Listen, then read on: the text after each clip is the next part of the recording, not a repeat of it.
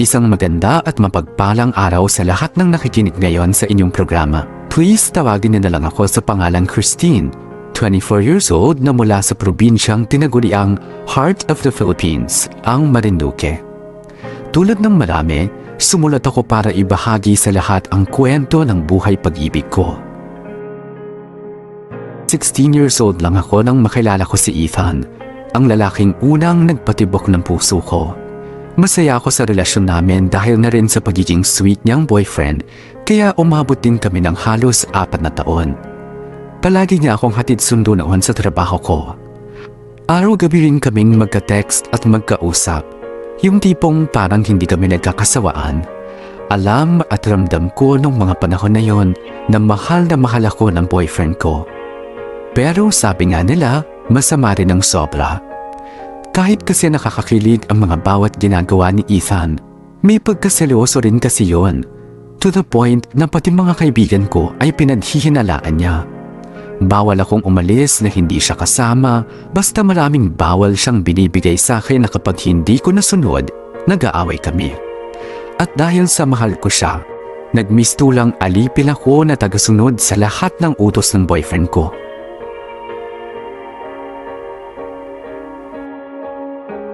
Uy, Jeka, ang ganda ng dress oh. Ang ganda ng kulay, pati yung tela. Kaso, ang ganda rin ng presyo. Ang mahal. Ano ka ba? Tingnan mo naman kasi yung brand niyan. Talagang mahal yan, no? Sana sa susunod na sahod, nandito pa siya. Ay, oo nga pala, may naalala ako. Ano na, sasama ka pa ba sa outing o hindi? Sagot mo na lang hinihintay namin. Hindi pa ako sigurado eh. Hindi ko pa kasi nasasabi kay Ethan. Aba, bakit? Tatay mo ba siya para sa kanya ka magpaalam? Ano ka ba? Alam mo naman na numero unang seloso yun, di ba? Ito ang lakad natin, hindi ko nasabi. Ang OA ha? Dinaig pa sila tita at tito sa pagiging mahigpit sa'yo ha? Hayaan mo na. Ganun talaga kapag sobrang mahal ka, seloso. Nandito lang pala kayong dalawa. Kanina pa namin kayo nahanap eh. Di ba nga ang sabi namin dito kami maghihintay sa department store? Di mo ba na-receive yung text ko? Tagal nyo kasi? Namatay yung phone ko eh. Tamang-tama, bibili ako ng bagong phone. Samahan niyo na ako. Wow, rich kid! May pambili ng bagong phone. Uy, hindi 2 taong pinag-ipunan to. Kumain kaya muna tayo bago tayo bumili ng phone nitong isa. Kanina pa ako nagugutom eh. Saan ba masarap? Ay, may nag-text sa akin. May inadaanan kami na kainan, mukhang masarap. Kakabukas lang nila eh. Doon na lang tayo. Sige, doon na lang. Uy, Christine, nakatuto ka na naman dyan sa phone mo. Halika na, kumain na tayo. Wait lang guys, si Ethan kasi nag-text. Galit na galit, nahanap ako. Eh ano naman, edi sabihin mo kasama mo kami. Hindi pwede. Kilala niyo naman yun eh. Seloso pa sa pinakaseloso yun. Paano ba to? Wag mo sabihin hindi pa tayo nag-uumpisang gumala, uuwi ka na. Nako, mukhang ganun na nga. Sorry guys ha. Nasa tapat kasi siya ng apartment ko eh. Hinihintay na akong umuwi. Next time na lang ako babawi, promise. Sige na, mauna ka na. Baka mamaya kami pa ang pag-awayan yung magjowa. Mauna na ako. Bye guys!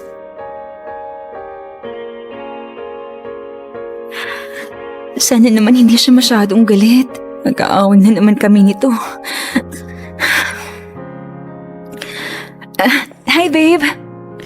Kanina ka pa ba? Sorry ha, naipit kasi ako sa traffic eh.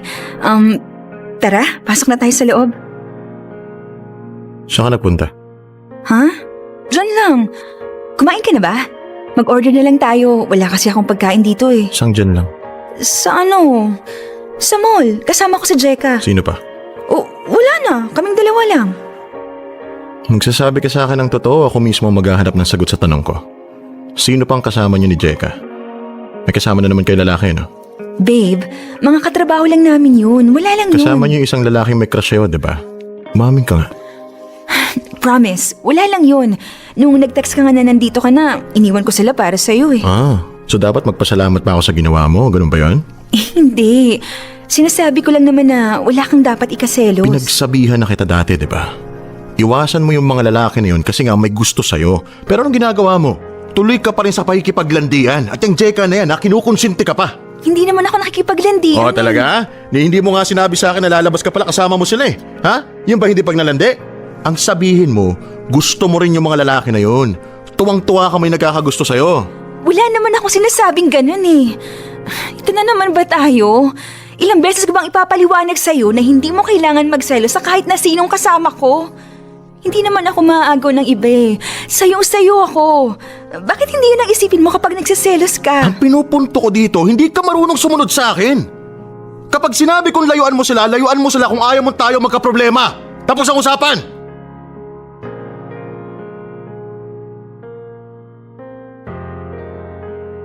Wala na akong nagagawa kapag si Ethan na ang nagsalita. Para wala na ring away, sumusunod na lang ako. Iniisip ko kasi na kapag sumunod lang ako ng sumunod sa kanya, mas lalo niyang marirealize na ayaw ko siyang mawala. Na mahal ko siya. Lumipas pa ang mga araw, linggo, buwan at taon, maayos pa rin ang relasyon namin. May mga maliliit na tampuhan at simpleng awayan, pero nagagawan pa rin naman ang paraan para maayos. Hanggang sa dumating ang isang problemang hindi ko inaakalang mararanasan ko rin pala. Nagulat na lang kasi ako nang biglang mag-text sa akin ang katrabaho ni Ethan na may iba na raw na girlfriend ang boyfriend ko. Hindi ako agad naniwala. Naisip ko pa nga baka ginugood time lang ako ng katrabaho niya. Yung pinagsiselos ako kaya hindi ko pinansin. Hanggang isang araw ako na mismo ang nagpatunay na may iba na nga si Ethan. Nabasa ko mismo ang mga text ng babae sa kanya. Pero kahit ganun, nagtiis ako. Nagbulag-bulagan ako na may iba na siya. Nagkunwari akong wala akong alam. Kahit sa loob-loob ko, sobrang nasasaktan na ako.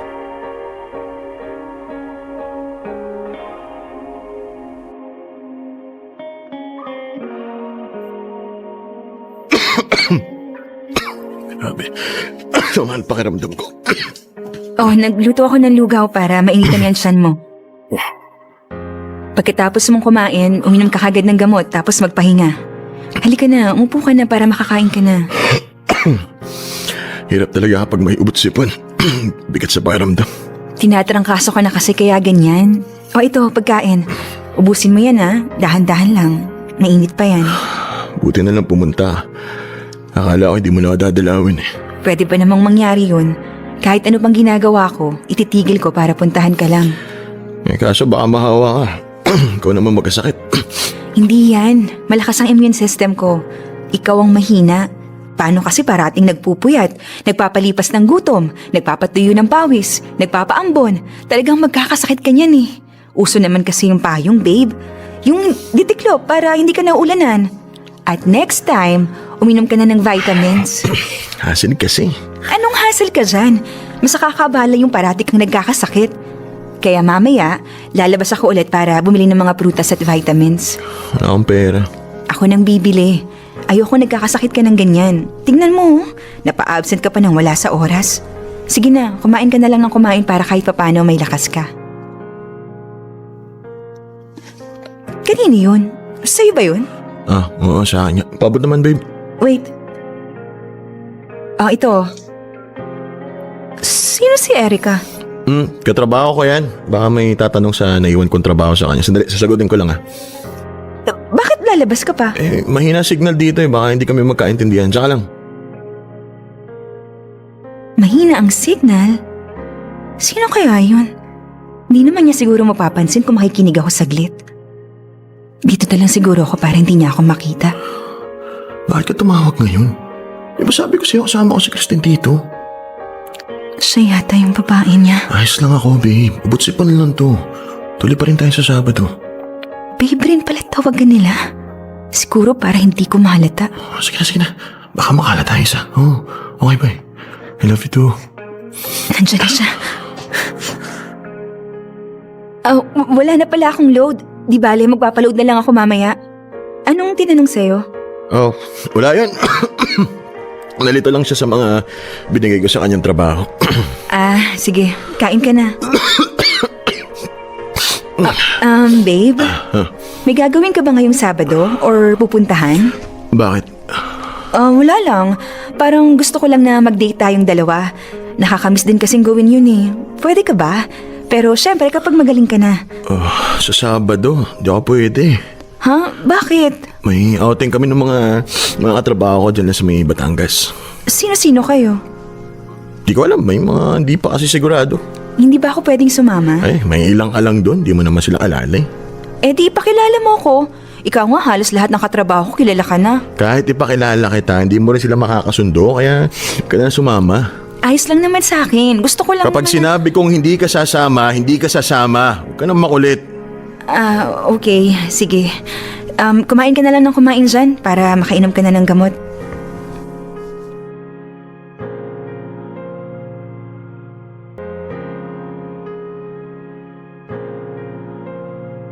Nagtiis ako kahit harap-harapan na akong niloloko at binabaliwala ni Ethan. Yung tipong naaalala lang niya ako kapag may sakit siya o kaya kapag walang oras sa kanya ang isa pa niyang girlfriend. Feeling ko tuloy, parang ako yung rebound. Ako yung option lang, kahit ako naman talaga ang nauna. Wala eh, mahal ko kasi kaya ayun, nagpakatanga at nagpakamartir ako. Kahit hindi ako sigurado kung yun ang magiging paraan para hindi niya ako iwanan.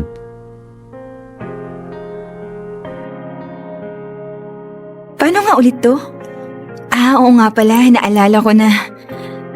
Ay, natapos din sa wakas. Uy, Jeka, ayos ka lang? Kanina ko pa napapansin pa na yan tingin mo sa akin May dumi ba ako sa mukha? Ha? Wala naman, wala. Ay nako, bakit nga? May gusto ka bang sabihin? Wala rin. Sigurado ka? Ano kasi Christine paano ko ba ito sisimulan? Bilisan mo bago pa tayo makita ni ma'am na nagkukwentuhan dito. Tungkol saan ba yan at nahihirapan kang magsabi sa akin? Dapat kasi kahapon pa kita bala kausapin pero hindi ko alam kung dapat ba akong manghimasok o hindi eh. Kaso feeling ko dapat ko rin siyang sabihin sa'yo.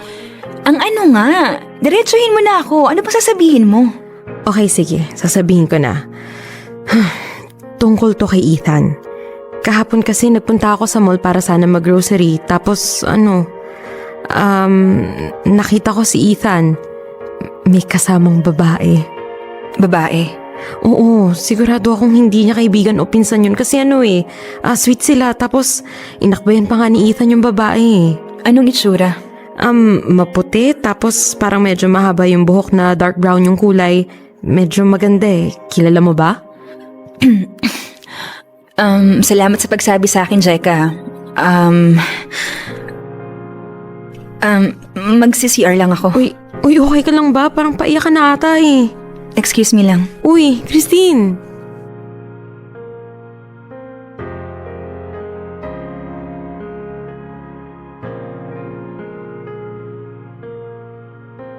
Oh, Christine, ang ginagawa mo dito? Di ba mapasok ka? Nag-out ako ng maaga para makapunta ako sa'yo. Busy ka ba? Pwede ba tayo mag-usap? Hindi naman. Good. Ayos ka lang ba? Mainit yata ulo mo Nasaan ka kahapon? Kahapon, nandito sa bahay. Sigurado ka? Oo, saan naman ako pupunta? Alam mo naman, day off ko kahapon. Uulitin ko, Ethan. Nasaan ka kahapon? Nasa bahay nga. Bakit ba ganyan ang tanong mo? Ano bang problema mo? Sabi ko na nga ba dapat hindi na ako nagpunta dito at nagtanong kasi alam ko rin namang magsisinungaling ka sa akin. Ano bang problema mo? Pupunta-punta ka dito tapos kapag sinagot ko yung tanong mo, ganyan ka mag-react. Ano ba nagawa ko? Nagawa? O anong nagawa mo ulit? Ha? Pwede ba, Christine? Hindi ako manghuhula. Sabihin mo na ako anong pinunta mo dito. Nakita ka kahapon ni Jeka na may kasama kang babae. Alam nga namang hindi ikaw yun dahil sa pagkakaalam ko, wala ka namang kakambal. Ano? Magsisinungaling ka na naman ba, ha? Uutuin mo na naman ba ako? Para sabihin ko sa'yo, alam ko lahat. Anong alam mo lahat? Alam kong matagal mo na akong niloloko. Alam kong may iba ka na. At alam kong hindi mo na ako mahal. Pero nagtiis ako, Ethan. Nagbulag-bulagan ako sa lahat. Akala ko kasi kaya ko. Akala ko magbabago ka pa. Akala ko lang pala lahat ng yon. Dahil kahit anong gawin kong pagtago dyan sa baho mo, umaalingasaw pa rin. Alam mo naman pala eh. Bakit andito ka pa? Dahil sa tangang pagmamahal na meron ako para sa'yo.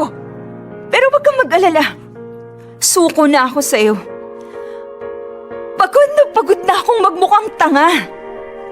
Pagod na akong masaktan. Pagod na ako sa lahat. Kahit anong gawin kong pagtatama ko sa relasyon natin, wala pa rin eh. Hindi pa rin nagbabago ang katotohanan na sinungaling ka. Na manloloko ka.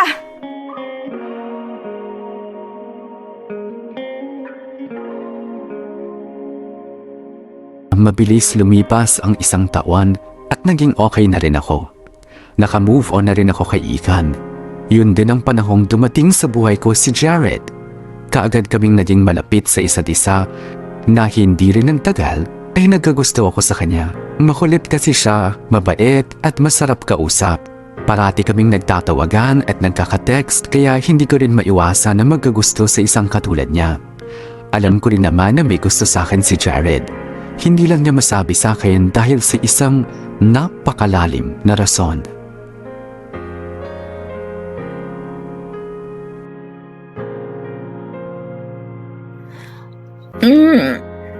Nakauwi rin ang bahay.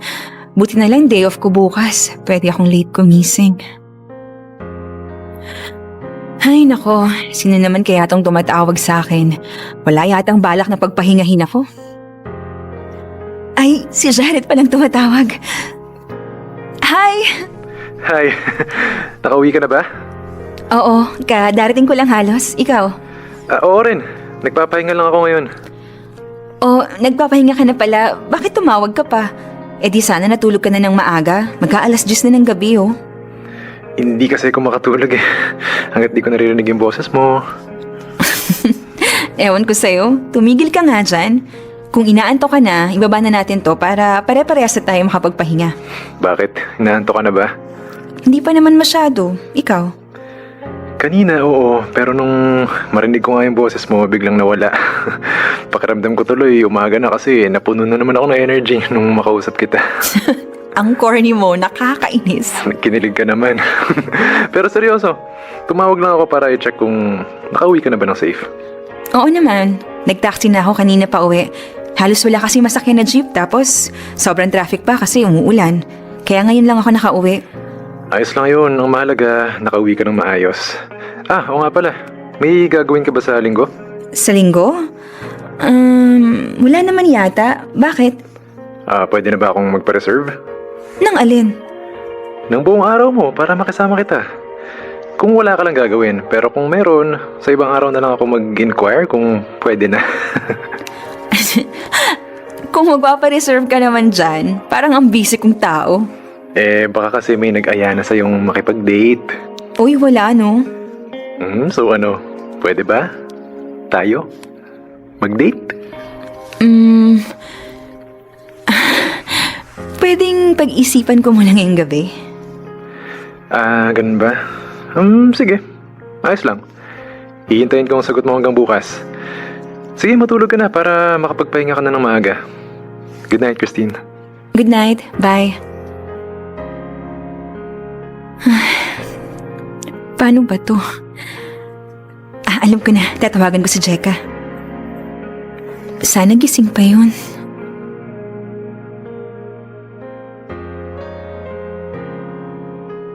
Hello? Ay, salamat at gising ka pa. Busy ka ba? Hindi na, nakahiga na lang ako, nagpe-Facebook. Bakit? Jeka, si Jared. Oh, anong meron kay Jared? Nag-aayang mag-date daw kami.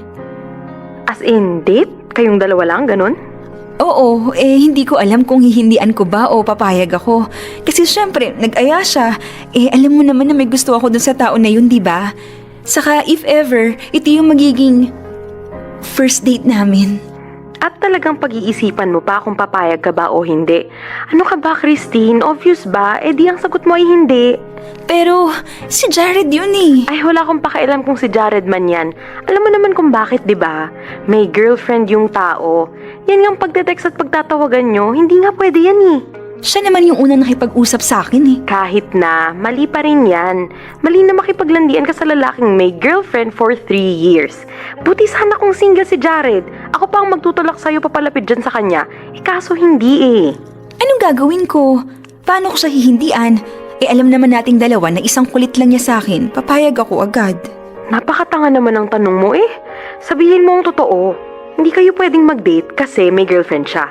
Kahit na malayo pa ang girlfriend niya at hindi kayo mahuhuli, mali pa rin yun. Tapos.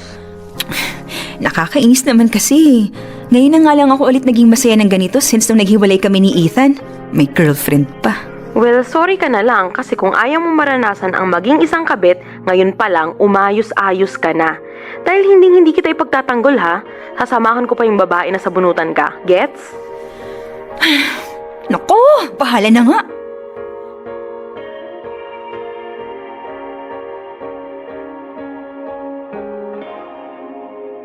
Tumanggi ako kay Jared sa hinihiling niyang date. Naisip ko kasi ang mararamdaman ng girlfriend niya. Sinubukan kong umiwas pero ako rin naman ang tumiklop sa bandang huli dahil hindi ko siya matiis na hindi kausapin. Kaya hindi nang tagal mas lalo pa kaming naging close na parang magka-MU na. Sa pangalawang pagkakataon, inaya ako ulit ni Jared na makipag-date. Tatanggi sana ako ulit pero naisip ko, bakit kaya hindi ko pang bigyan ng sarili ko kahit isang araw lang? Kahit ilang oras ko lang siyang makasama. Kaya ayun, pumayag ako at nagkasundo kami na i-enjoyin namin ang araw na yon. Hindi namin pag-uusapan ang mga pwedeng mangyari. Ang girlfriend niya, basta lahat. Dahil may isang araw lang kami para magkasama at iparamdam sa isa't isa ang pagmamahal na pinipilit naming pigilan.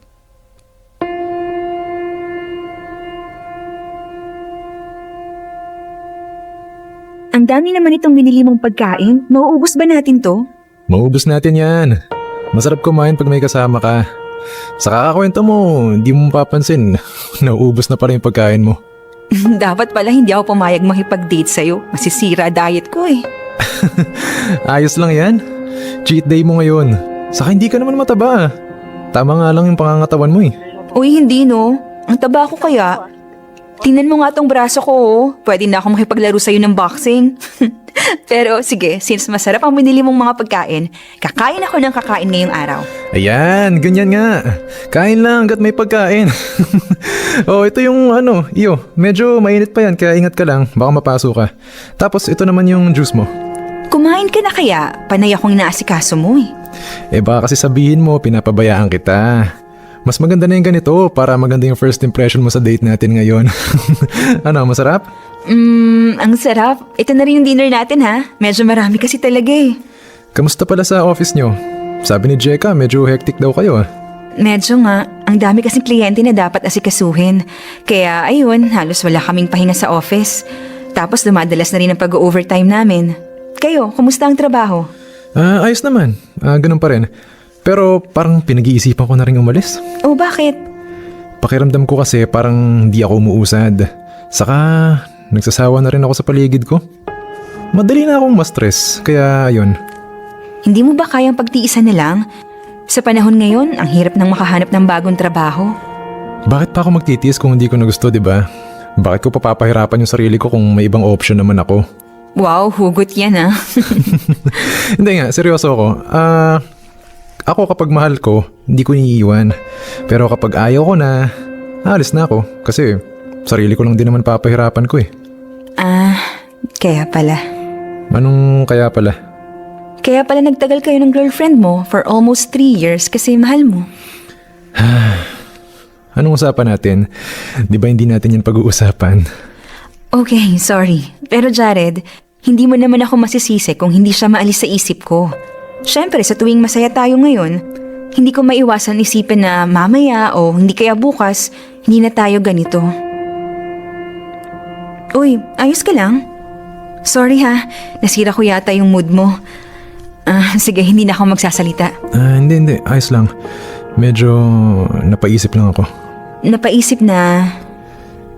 Paano kung ikaw yung una kong nakilala? Magiging ganito pa rin kaya ako sa'yo? Ewan ko, sa tingin mo? Feeling ko oo. Siguro mas may in love ako sa'yo kasi syempre parehas tayong walang commitment. Mas magiging malaya akong ipakita sa'yo na mahal kita. Kasi ngayon medyo pigil pa eh. Kasi nga 'di ba, alam mo na. Bakit kaya ganun, no? Bakit pinagtatagpo ang dalawang tao na hindi naman pwedeng magsama? Para saan? Para ba mas ma-realize nilang hindi sila pwede? Para ba mas dumami yung mga taong nasasaktan sa mundo? Ewan ko. Basta ako, nag-i-enjoy ako ngayon na kasama ka. Hindi ba pwedeng gawin mo rin yun? Kahit ngayong araw lang. O baka naman hindi ka lang masaya na kasama ako kaya ka nagkakaganyan. Masaya ako na kasama ka. Papayag ba ako makipag-date sa'yo kung hindi? Kaya lang kasi, wala eh. Hindi ko talaga maiwasan na hindi makonsensya. Alam mo, minsan nga napapaisip ako, kung hindi ka rin lang naman ibibigay sa akin, bakit pa kita nakilala? Bakit tayo umabot sa gantong sitwasyon? Hindi ko rin alam. Kasi maski ako, nanghihinayang din. Nanghihinayang kasi isang beses lang tayo pwedeng maging ganito. Pagkatapos nito, back to normal. Sa text at tawag na naman kita malalambing. Magkukunwari na naman akong kaibigan lang kita sa harap ng maraming tao pero yung totoo, mahal talaga kita eh.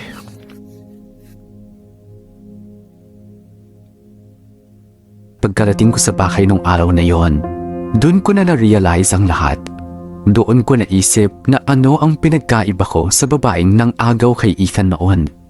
Sa ginagawa ko kasi, naninira na rin ako ng relasyon. Nang aagaw ako ng hindi naman akin. Kaya nagdesisyon akong iwasan na lang si Jared. Total naman ay parehas naming pinagbigyan ng isa't isa ng isang araw. Wala akong sinagot sa mga text at tawag niya sa akin. May mga pagkakataon na natutukso akong kausapin siya, pero pinipigilan ko ang sarili ko. Itinoon ko sa ibang bagay ang atensyon ko. Naglibang, nagtrabaho, nakikipagkita sa mga kaibigan para lang hindi ko maisip si Jared.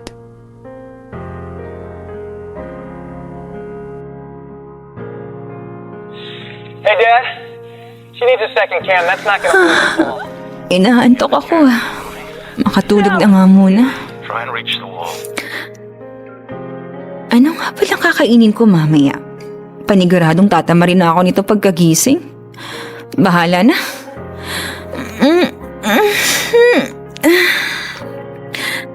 May tumatawag. Ay, si Jared na naman. I-off ko na nga lang muna tong phone ko para hindi siya makatawag. Mukhang kailangan ko na rin magpalit ng number para hindi na niya ako makontakt. Sino kaya yun? Christine! Christine, kausapin mo ako. Alam kong nandyan ka. Narinig ko ang cellphone mo, Christine! Si Jared yun ah! Anong ginagawa niya dito? Christine, mag-uusap tayo!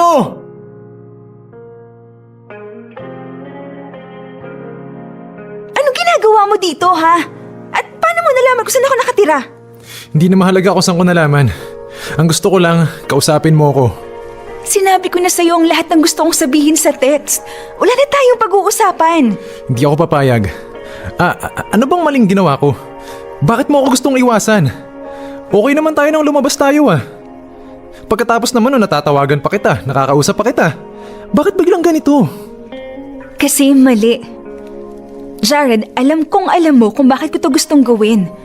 Hindi tayo pwede. Mali na ipagpatuloy pa natin to. Kaya sige na, umuwi ka na. Sandali lang. Pag-usapan naman natin to. Ano pang gusto mong gawin ko? Gusto mo hiwalayan ko yung girlfriend ko? Sige, gagawin ko yun. Ngayon na. Tatawagan ko siya, sasabihin ko hindi ko na siya mahal. Ayoko na sa kanya, may iba na akong gusto. Hihiwalayan ko na siya sa harap mo, okay? Ayokong iwanan mo siya ng dahil lang sa akin. Anong gusto mo? Hayaan kong mawala ka sa akin? Oo! Pakawalan mo ako! Hindi ko kaya yun! Mahal kita eh. Handa ko nga siyang iwan para sa'yo, di ba? Bakit ayaw mo pa rin? Dahil ayokong makasakit ng ibang tao. Ayokong may umiyak ng dahil sa akin. Nang dahil sa pinili kong maging makasarili kaysa sa isipin ang nararamdaman ng iba. Sabi mo mahal mo ako, di ba? Ano to? Bakit ganito nangyayari? Dapat nga nung una pa lang itinigilan natin to. Eh di sana hindi tayo nahihirapan ng ganito. Huwag mo namang gawin to. Mahal kita. Pero mahal mo rin siya, di ba? Kung mahal mo ko, dapat nung una pa lang iniwan mo na siya. Huwag naman ganito. Alam ko yung pakiramdam na ipagpalit sa iba. Nalukuhin. Na pagbukaing tanga. At ayokong maramdaman niya yun ng dahil sa akin. Mas nauna mo siyang nakasama kaysa sa akin, Jared. Pero ikaw na ngayon yung mas gusto kong makasama. Alam ko, pero hindi ito yung tamang panahon para sa ating dalawa. Kasi kung ipipilit natin to, may masasaktan tayong tao. Paano kung mas kaya ka pala niyang mahalin kaysa sa akin? Paano kung mas masaya ka pala sa kanya? Eh di nagsisi tayo sa bandang huli, hindi ba? Bakit pa kasi tayo nagkita? Kung di rin naman pala tayo pwedeng magsama sa bandang huli. Hindi ko alam. Yan din kasi ang tanong ko eh. Pero kung ano man ang magiging sagot, hindi na siguro mahalaga yun. Dahil balik-balik ta rin man ang mundo. Hindi tayo pwede. May girlfriend ka na alam kong mahal na mahal ka. Sa kanya ka na lang. Itigil na lang natin to, Jared. Hanggang dito na lang tayo. Kung alam niyo kung gaano ko pinigilan ng sarili kong yakapin si Jared at pumayag na i-give up niya ang relasyon niya sa girlfriend niya at ako na lang ang piliin niya. Pero mas pinili ko pa rin ang tama. Inisip ko na kung kami talaga para sa isa't isa, hihintayin ko na lang na panahon at pagkakataon ang kumilos para sa amin. Mas gusto ko na lang kasi ang masaktan kesa sa ako ang mang-agaw. Kahit 2 beses akong nasaktan sa magkaibang rason, wala pa rin akong pinagsisisihan sa mga nagawa kong desisyon. Alam ko kasi na lahat ng bagay ay may rason kung bakit nangyayari yon. Hanggang dito na lang ang aking liham. Maraming salamat sa inyo at sana kahit papaano ay may natutunan kayo sa kwento ko. God bless and more power. Yours truly, Christine.